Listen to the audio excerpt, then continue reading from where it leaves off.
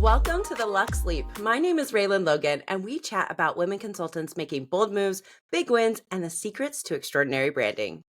Today, we have Fiona McKay, who is the world's only business, boardroom, and brand growth strategist for menopause. She works with the top 1% of women C-suite leaders as a personal performance strategist to help them keep growing their careers and companies with no pause through menopause. She is the menopause brand growth strategist and menopause influencer that investors, scale entrepreneurs, and brands trust to help them not only enter but dominate the 4 trillion menopause economy. She insists that women should not have to sacrifice 3 things through menopause: their careers, their companies, and their capital. And she's created a fast-track method called No Pause to keep all 3. After having her own savage experience with surgical-induced menopause at the height of her female founder CEO career, she set out on a mission to establish what women need to keep growing their careers and companies, their businesses and brands through all stages of menopause. She's designed a trademark method called No Pause Advantage, which equips women to lead a luxe leadership life without limits. You may have seen Fiona on your TV screens. She is known in the media as the menopause career coach and is the menopause media expert on menopause in business and in the boardroom. She's a multi-award-winning female founder and is the CEO of the highly acclaimed value creation consultancy called Lightbulb, the parent company of the Menopause Maze. Her own personal brand, FionaMcKay.com, and excuse me, y'all, that is Fiona-McKay.com. These things matter. And now the Menopause Maze. She speaks on the world's biggest stages and screens, and now is with us today for the Luxe Leap podcast. Welcome, Fiona. I'm so excited to have you. Well, that was a nice intro. Thank you. Oh my goodness. Well, let's get it started. I'm so excited to have you here. And I always like to have all of our guests pop in and share with the audience what got you here? What was that journey that started your brand, to give us just a Reader's Digest version? Yeah, sure. So I'll talk to you about the Menopause Maze because that's our newest brand, and it's a brand which I've been building for the last 3 years. But how did it get here? So I was a very successful CEO of a value creation consultancy working with investors and growth brands all around the world. And then I had to go at 42 years of age and have a total abdominal hysterectomy, which plunged me into savage surgically induced menopause. And it started to have a real impact on my career. So I set out to think, well, right, okay, if I'm feeling this, other CEOs are feeling this, what can we do about it? And got to get some really good insights and saw that there was a real opportunity in the market to build a brand specifically for top women leaders, to equip them with the transition tools that they need to keep growing their careers and companies without pause, without stepping down, without scaling back, without stepping out completely, so they can lead and live without limits. And there was nothing in the market. There was the menopause wellness, menopause supplements, yeah. There was menopause medics, of course, and none of those 3. But I thought, well, what can we bring to the market, which is the most, one of the central things to women's success in life is being able to grow your career and grow your own company and understand how your personal brand may change in that transition too. That is incredible. So when you say that your personal brand transitions during that time, A, what was that experience like for you? And then B, what have you seen, and what are signs to show that transition is happening? Because sometimes people just think of brand as I'm going to say it and it gives me just the cringe, but they see brand and personal brand as I'm just going to post on social media every day. I have a logo, I have pretty colors. And let's be honest, you and I both are sitting here not talking about brand in that way. And my longtime listeners also don't talk about brand in that way. But what are some of those signs that menopause might change how your brand is reflected out into the general public and for how you hold your values? Okay, so for the consultants that are watching this today, you are your brand. Right. Whether you're a one-person brand or you are a multi-headcount brand, if you're the creator of it, you are the brand. I mean, let's think of some of the greatest brands on earth. We don't follow the brand per se now. We follow the brand founders, the brand creators. We want their lives, we want their stories, we want to be part of their community, and we want to be connected to them. And if you feel like a third-rate version of your former self with menopause, that equally affects, both consciously and unconsciously, how you're turning up or not, as the case may be. Because for me, even though I had some really savage medical, obvious symptoms of menopause, it started to show up in my career, in my business life, and in my brand in ways that I didn't expect. And that was, first and foremost, you feel like a third-rate version of your former self. So lack of visibility is easier. It's easier to retreat, and it becomes safer to do so. So therefore, where you may have been front and central to the brand and much more vocal, you can find that that starts to erode very subtly, sometimes it's just not obvious, but you may not be turning up and representing yourself and your brand in the way that you did previously. Or if you do, you feel that it just doesn't feel authentic to you anymore because you are not feeling like you did previously. And that can have a huge impact in the choices that you make, how you turn up, what you say or don't say, as the case may be. That's really beautiful to like actually put words to the fact that you're not going to feel like you. And so I call it turtling. That's how I usually refer to when I retreat. And Mm. I'm the type of person who will turtle, and then I'm like the speedy turtle as soon as I come out of my shell. And I personally am not going through menopause yet. So a lot of this is very intriguing to me because I'm like, what is there to expect in it? Like approximately, I'm not that far away. So it is to start to know the signs, especially if you are in the place of me who's like, well, I know it's coming, but I'm not quite there yet. It's like on the horizon somewhere. Might be a lighthouse over there. What that may feel like is really powerful to hear, because when I was younger, and I'm sure when you were younger, people like said that your mom went through menopause or like your grandma went through menopause, but you didn't really know what it meant. You're like, okay, cool. You're hot. Awesome. I'm not. Oh yeah, absolutely. And let's just put this in context. So there are Yeah. different stages of menopause, perimenopause, and that's the real sort of roller coaster ride Okay. before you enter into menopause, where you start to really experience very high hormonal fluctuations. And the average age for that, I mean, research is showing now it can start as early as 35 for Oh, women. okay. So tomorrow. Good. Yeah. As early as 35. I mean, I'm soon to be 54. And before that surgery, do you know what? I'd noticed for years that I felt like that, if the truth be known, but I just wasn't being heard. I wasn't getting taken seriously and all of those things. But so you've got perimenopause, you've got menopause, which is the technical term for that, is it's been 12 months since you had your last period, and you've got postmenopause, which is the period thereafter. And everyone seems to think that postmenopause is this, it's done, you're free, and it's not. It still continues. But for 25% of women who go through menopause at the natural ages, so around mid to late 40s to mid to late 50s, yeah, Okay. 25% of them will have no symptoms. They'll fly through, won't even come on their radar. 50% of women will be some form of symptomatic, and the remaining 25%, their symptoms are so severe it will affect the rest of their life for the whole of their life. So you're on a spectrum, a really wide spectrum.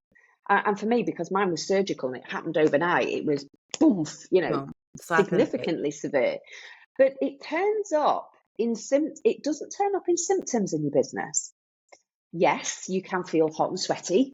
Yes, you can feel anxious. Yes, you can obviously be denied sleep. All of those very sort of stereotypical things that we see. But it shows up as, for me, and this is the piece of work that I've done, over 10 years work on, is your negotiation appetite reduces. So you get often more risk averse or more risk cavalier. Ooh. You often can find that your command and your impact, your commercial impact, is affected. your executive presence. And again, this comes back so significantly to how you turn up for your brand, where you feel as though you just cannot communicate in the way that you did previously. It may often show itself as not particularly putting yourself forward for big assignments because you feel the overwhelm, right? And you want to very much control what it is that you've got. And the big one that no one wants to talk about is disclosure. If you disclose your menopausal to clients or you disclose that to colleagues, what impact will that actually have on your career and your business? And there has to be some real serious thought before you do that. Now, we can talk all day about the rights and the wrongs of that and how women should be able to, but we're also dealing with the realities of business right now.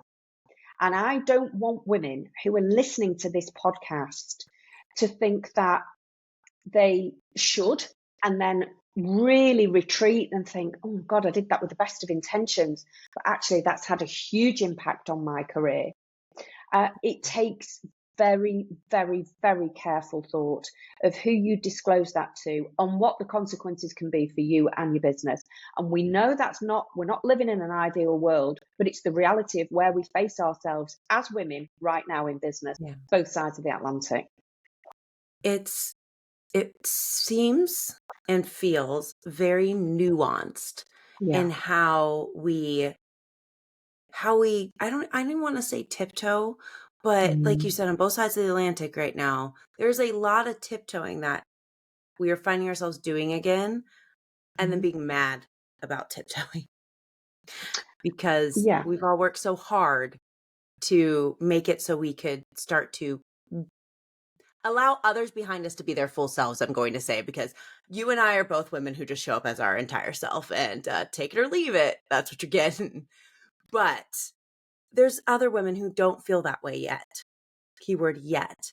And there, for me, is some trepidation that this is going to be hidden again. Now, we're talking about menopause in this moment. I personally have had endometriosis since I was 14 years old. I wasn't supposed to have kids. I have one. I will have one.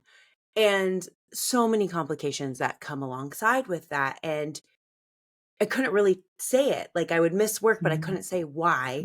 And I didn't want to be judged. But I was having a great time lying on my bathroom floor because it was cold and closest place to the toilet to throw up. So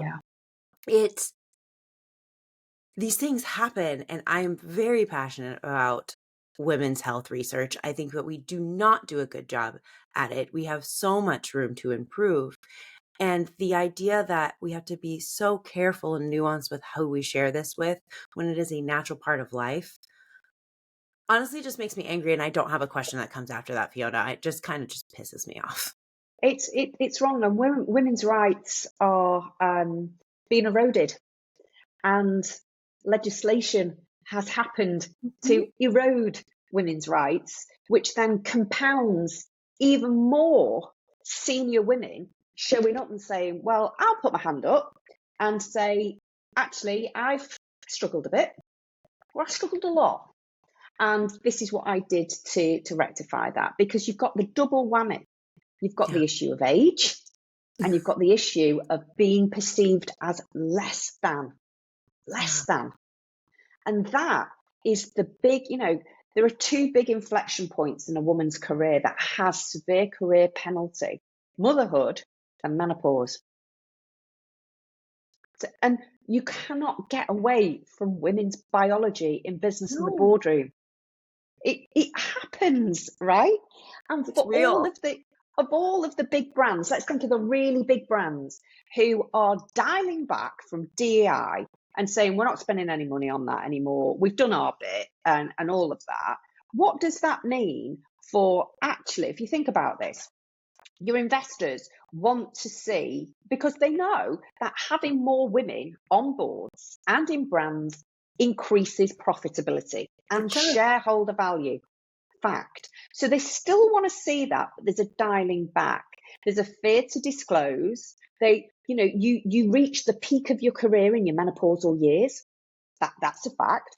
So what are we going to do? Watch swathes of women walk out of the workplace, Or are we going to see swathes of women set up their own businesses, which women are starting businesses in record numbers, Yes, both UK and US wide, which is brilliant. But are they being set up for success? Because if they're setting themselves up as a direct consequence of not being able to be their full selves at work because of menopause, the flexibility of working from home or just doing something completely different is brilliant.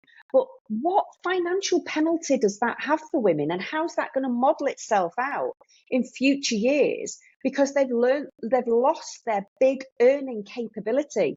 And that's the bit that brands, if they're really smart about it, will be tapping into women, Gen X women, millennial women, and start to focus them in brand campaigns. So real women show up represented in brands, not these, old ladies with white curly hair. I can't, I like can't. stop. Like we really should be represented, and it's so there's so many ways I wanted to take that, because women are starting businesses in record time. That is so true. I wouldn't have a podcast if that wasn't the case, because there's so many people I could talk to. So many incredible women like yourself, like the ladies who came before you, the ladies who will be on this later today. And I stop and I think about that. But then I also think about the advice that we're given when you start. And the advice of like, oh no, keep doing it for free, keep doing it for free. And I'm sorry, we very rarely give that to our male counterparts. And we don't operate the same. And that's okay. That's a biological thing. That has nothing to do with DEI. That has nothing to do with anything other than biologically, we are not the same. One of We're us not the carries, same. like one of us, and our family's joke, because I come from a family of mostly women, is one of us is missing a chromosome. Okay. And us double Xers are quite wonderful people. So it's very interesting, and it's a huge reason why I last November was like, I'm done. Like, I'm only helping women. It's how we ended up meeting each other, was Sure. because I firmly believe women deserve to have a voice at all stages. And I believe that moms make really, really good leaders, because we can handle temper tantrums from a person who cannot speak. So, like, and who have big emotions, because right now I'm in the stage of big emotions with mine. I'm not looking forward to puberty. I'm getting the early signs of it, and I'm just like, oh, Oh, big emotions. And we can't keep portraying women as these very sexy 20-something-year-olds. I mean, hell, we're both sexy in our 30s and our 50s. And then go to like Granny from the Little Red Riding Hood. Like, there's a whole swath of time between that. and And it's just so, again, it's the stereotypes that you talked of before, isn't it? Just fitting you into that box of where you turn up in life. And it's not like that. It's 2025. It's very different. The world has moved on since our mothers and our yes, grandmothers, but yet the same messaging and the same imagery, to a more or lesser extent, is being used to represent certain parts of your life and certain yeah. life stages. And I just think, who signs that off when it's about Well, to go out to press? I mean, there's very few women creative directors and leads at major agencies. And that's a huge, huge issue within in that community, especially here in the States. And it's very clear in many cases, and it's gotten better. It was very clear in many cases that we were not at the table. It's I mean, dumb. I've just seen a new Instagram account for a menopause solution, and it's quite a well-known brand behind it who've moved into this space, and it's got this woman at the top of a mountain in a sort of mountaineering gear.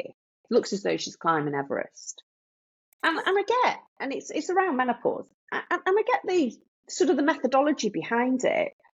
I get some of the messaging, but it's also quite, for me, quite masculine. You know, you've got to climb this mountain. You've got to be this sort of, what can I say, elite athlete. I just thought, Fiona, how many just mountains have you climbed in your life? Not metaphorical, millions. actual mountains. Physically. Done Physically. it myself or metaphorically? Just physically, not metaphorically. 0. Okay. So that branding is trash. Not many of us women are out here like scaling our way up a mountain. My idea of a mountain is like a cute hike in wine country. No, we're not. To your point, we are not doing that. Like, no, it looks And different. it's almost like the thought that, you know, and again, I'm done to death with this. I'm done with it. Is seeing sport represented as success. I love seeing women's sports represented in success. But you very rarely see that. It's all male sports, isn't it? Represent leadership and resilience and, you know, climbing that mountain and, you know, all of those big bro things. And, you know, we have in the UK an amazing UK women's soccer team.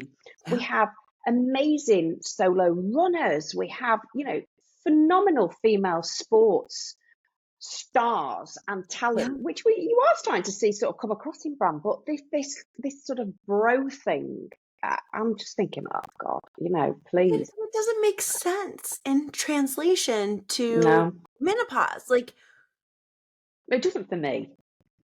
I don't think it's for most women. And I'm a sports woman. Like, I love playing sports. I'm at my son's games. I'm the loudest person. I was a cheer coach. Like, I give me a ball and I like it's on. I still would look at that and be like, this is not winning a football game is not the same as like feeling comfortable after a bout of endometriosis. Like that's not, they're not the same. And I'm going to assume if I have like extreme menopause, still not the same. Still not the same. But I think, you know, for me, the messaging is very much about falling apart. You know, it's terrible, it's awful. And, you know, it is for a lot of women, it is. Let's not sugarcoat this. But let's also really think about, you know, because there's a very strong media narrative that you need to chuck everything in and completely reinvent yourself through menopause. How about you actually reignite? You reignite the parts of your life that really matter to you. But it's a new time in your life, so you're going to need new tools, right? That's it. And you keep growing your career, you keep growing your company, you keep growing your brand, but you might do it in a different way. New tools, new times. And that isn't necessarily very media popular. It's a time of reinvention. You walk away, you become this completely new person. And there are aspects of that. But I'm really cautious, particularly in today's job market, for women feeling, and sometimes they have no other option because they're forced out the door because of menopause. Let's not sugarcoat that either. And the flexibility of becoming self-employed or freelance or working on a smaller scale is good, but only if it's got longevity attached to it, and you are still able to create wealth for yourself, whatever wealth means for you.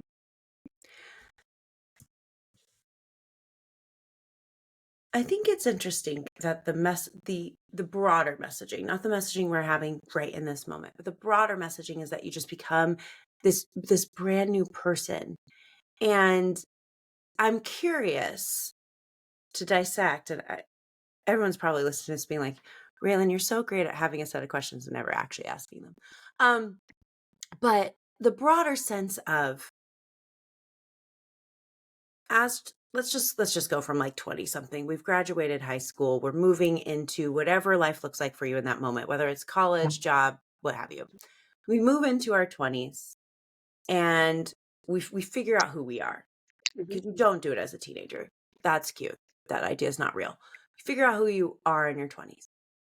Then you become a mom, well, because you chose to become a mom. So we're going to go down a very traditional path here. Now you have to completely reinvent yourself because you're a mom. You can no longer be that fun, sexy party person. Like you're a mom now. Please cover up everything. Then, and we're going to judge you just for every way you blink left and look at your child. Then, so now you have to reinvent yourself again. Then we move into this section of menopause where we're either pushed out of society or we are at a place of reinventing ourselves again. And I want to say that that is very much a narrative that has been said way longer than modern times, where we look at like the maid, the mother, and the crone.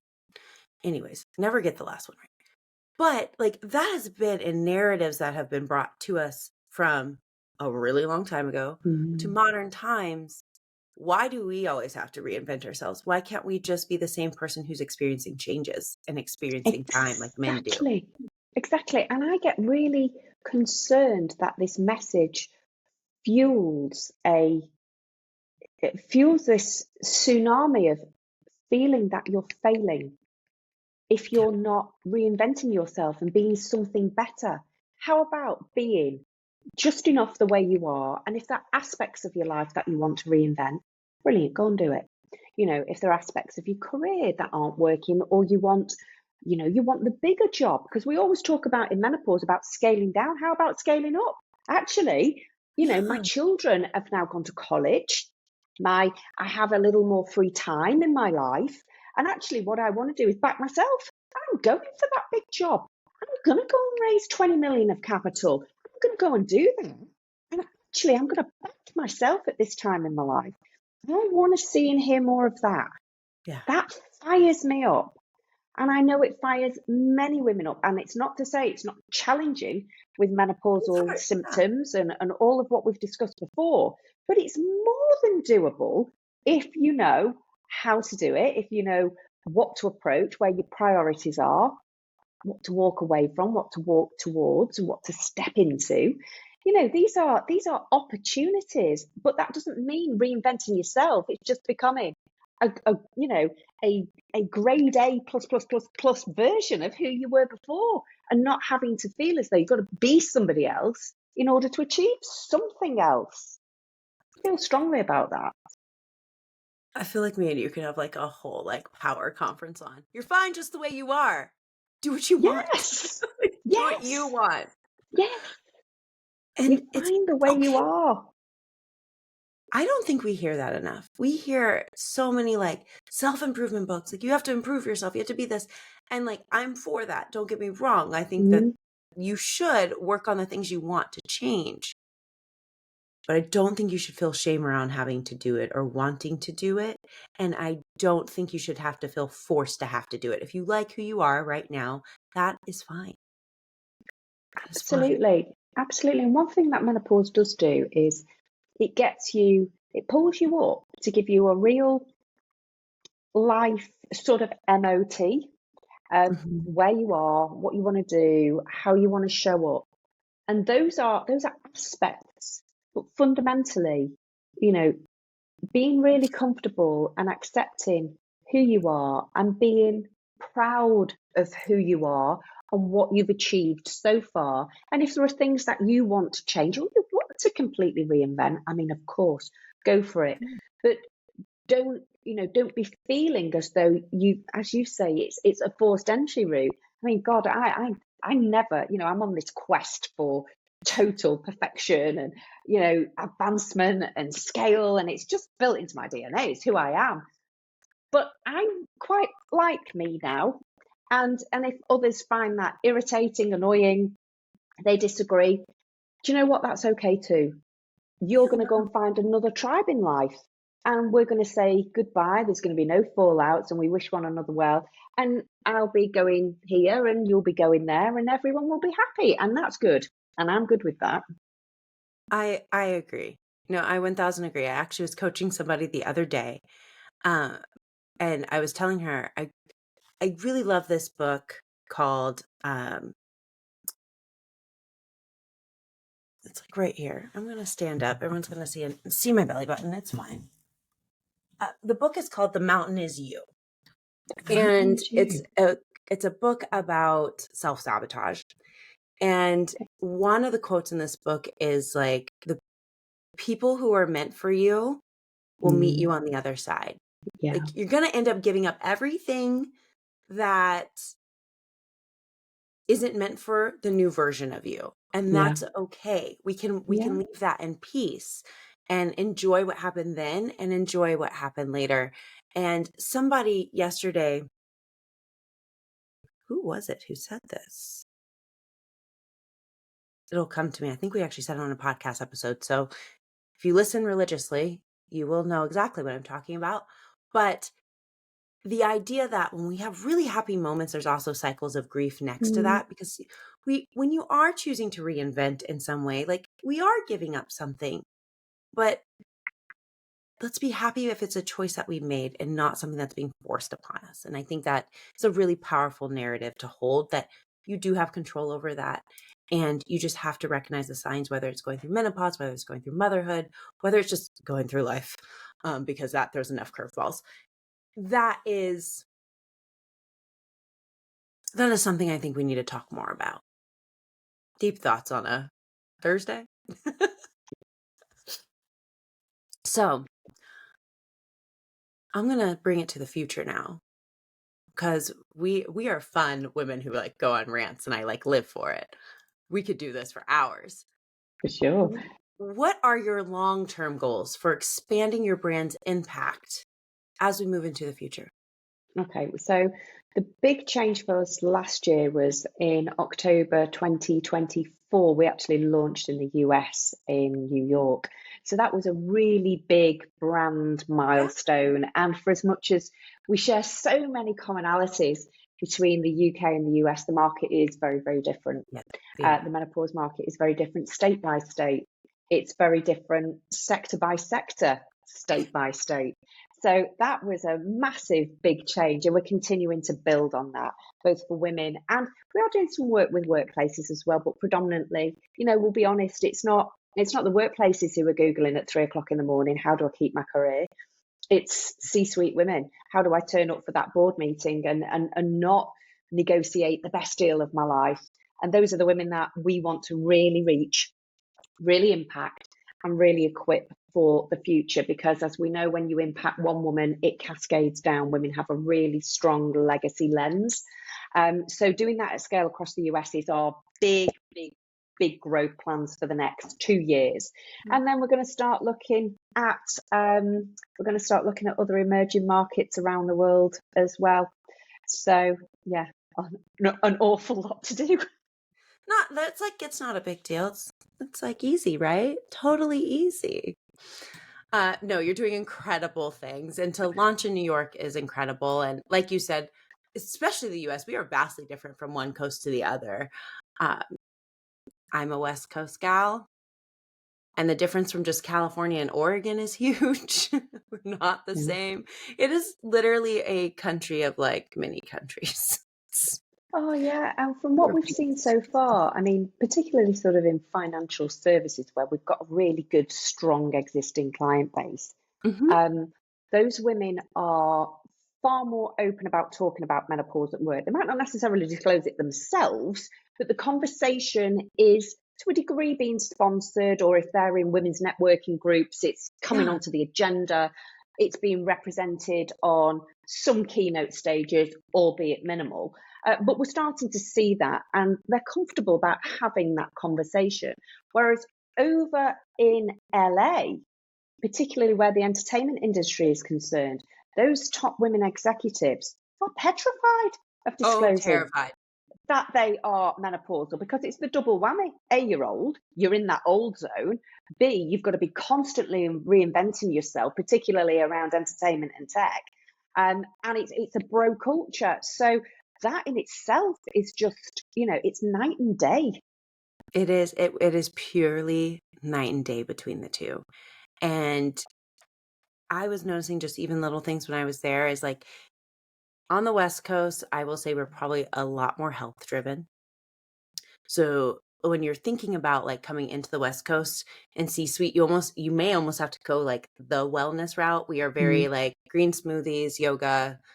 We're a breed of human. And then on the East Coast, I was walking in New York. I was like, wow, a lot of people smoke. This is not something you really have over here.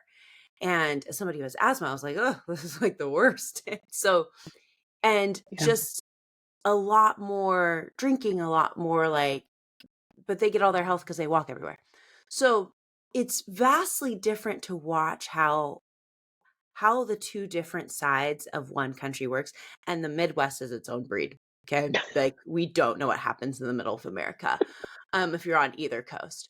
And don't at me, everybody. It's true. So it it is it's like each time zone is its own world, Mm. literally here. Oh, And yeah. so when you're marketing here, you have to be very intentional about how you talk. And we talk middle of America, and then there's Texas. And it's it'll be interesting to keep up with you to see the differences in how each subset of Yeah. women interact with this and how they're okay with showing up and how they want to show up. Like I will be generally interested and nerding out on the data because that's who I am as a human being. So Fiona, don't forget about me. I'll have all the questions, Oh, but I love that. I will. I really love data. And then the next question I have as we look at future, and we kind of just teed this up, but how will your marketing strategy start to adapt to support this brand growth? Because the UK, the East Coast, the West Coast, Texas, middle of America, Australia, Canada are just some to name a few. We operate slightly different, very nuanced, but different. Yeah, so you've got geography there, Mhm. you've got culture behind it Mhm. as well. So you're talking about women from different races and different cultures and different religious groups as well, how that actually shows up. And then thirdly, you're talking about the age demographic. So I'm firmly Generation X, and a lot of the marketing has been around menopause in any brand, whether it be a wellness brand, whether it be a medical brand, whatever it may be, has very much been Gen X focused. We're now coming into millennials, and then we're Mhm. coming into our Gen Zs as well. So our marketing message, because every year, every 5 years, more women are going to be coming into Yep. menopause. More women, as the research is showing and the data is proving, women are going into menopause, perimenopause earlier, and they're also going into perimenopause earlier, depending on their socioeconomic status as well. Okay. So that in itself will have a real impact in our messaging, how we connect, how we stay relevant for those women, and how, for me, the brand piece that I'm really keen to establish is sort of the legacy piece. So this we got this far, but this is much further than you can go, and how other generations want to do things differently, and listening very closely to that and making sure that we are providing support and solutions for women growing their careers and their companies in ways that will be relevant for them at their time in life. And that's going to be, a challenge, but something Yes. really exciting for me is to get closer to women who aren't in our natural age group or generations, and start to build out products and solutions that enable them to soar in their careers and their companies as well. That's going to be so beautiful to just see that on the horizon. And it is going to come with challenges. Like, let's be honest. Uh, there have been some really big differences between your generation, my generation, and Gen Z. Oh, yeah. And I spent a lot of time with Gen Alpha, and those little girls, the world will be ran by women by the time they take over. I'm just going to let you all know this now. They hold nothing back. They are incredible, and any little girl that's in my vicinity, I just light it up and like won't let them play small. So they're going to be a force to be reckoned with. It's going to be so great. But we're very different in many ways, and we have similarities, but it's been very interesting to watch Mm. in a time where we have a lot of generations present. Yes. Boomers have obviously gone through this already, but like there's a lot of generations alive right now. And it'll be very interesting to see how messaging shapes amongst each one as time goes on. And it'll be a fun game to play to see what is the common thread and where we need nuance. Yeah, for And sure. that's why brand and marketing will always be around. So, it has now come time for the end. And that sounded really dark, but I have fun questions. Not that this hasn't Okay, been fun the go. entire time. I have fun questions that I ask everyone. And my first fun question for you is, what does a day living a luxurious life look like for you, Fiona? It means having absolutely nothing in my diary. I can get up, I can go and walk, I can just have the luxury and liberty of going wherever I like on my own time frame. That for me is pure luxury. That sounds No worry. amazing. I'm with you too. Yeah. I like look at my calendar. I'm like, ooh, Mm, is there time for a nap? No? Okay. Here we go. So I'm with you. That is a luxury that sometimes it's hard to afford. And I had said to a friend the other day, I was like, silence is free. And she looks at me and she's like, okay.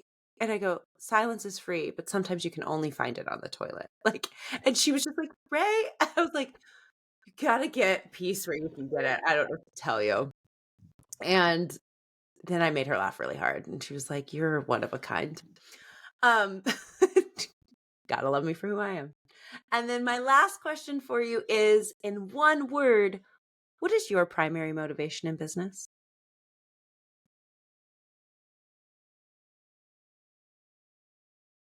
gosh, that's really good in one word. What's my primary motivation in business?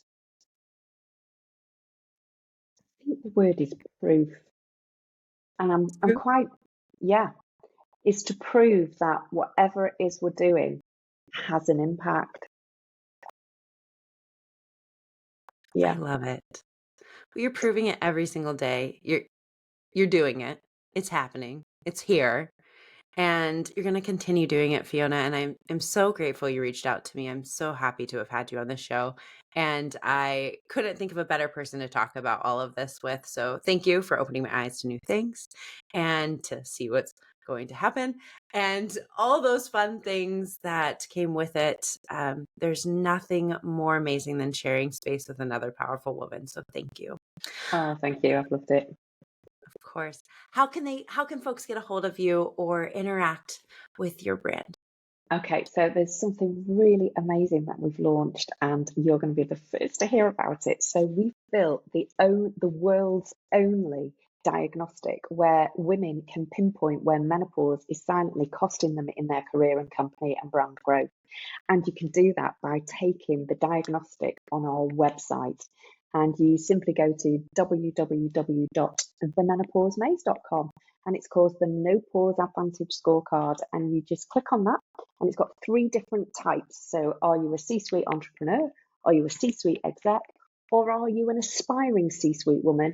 You take that, you get your own personalised report, and you can find out exactly where the hidden costs are and go away and fix it. I think you actually just made my best friend's day. Brilliant. Where's that? And she Tell has me. no idea. And this will come out when it comes out, but she's going to know about this first. So I'm sorry, everyone. And Rhiannon, you're welcome. But that is so cool. Thank you so much. I can't wait to share it. And for everyone listening, I'm really grateful that you tune in. Super happy to have you here and the ability to gift the voices to those who have a lot to share. And thank you, Fiona. And thank you to everyone listening. And we'll see you next time on the Luxe Leap. Bye, everyone.